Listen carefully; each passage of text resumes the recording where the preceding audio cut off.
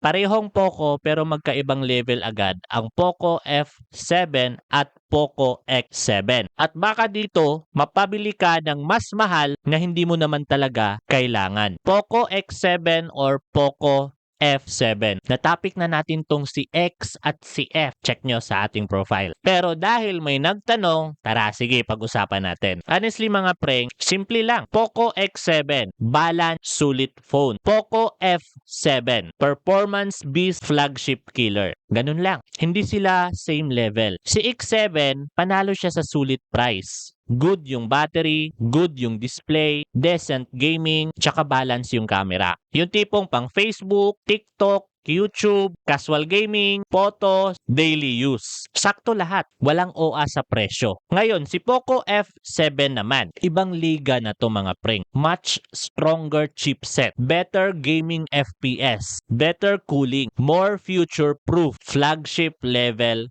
speed. Yung tipong pang COD M Ultra, Genshin High, heavy gaming, multitasking, at syempre ang long-term power user. Preng, ito yung sinasabi nila na performance first na Poco. Pero ito yung catch. Hindi porket si Poco F7 na ang malakas, siya na agad ang dapat bilhin. Real talk lang tayo mga preng. Kung yung ginagawa mo, Messenger, TikTok, Facebook, YouTube, banking, tsaka light gaming, preng, si Poco X7, sapat na yan. Sayang lang minsan yung budget kung si F7 ang bilhin mo. Pero kung gamer ka talaga, or gusto mo talaga ng phone na hindi kukulangin after years, Poco F7 ang totoong upgrade. Sa camera, usually si F7 may age sa processing plus overall speed. Pero silang dalawa, hindi sila camera-centric. Kaya verdict ko mga preng, kung best sulit lang naman, Poco X7. Best performance, Poco F7. Casual user,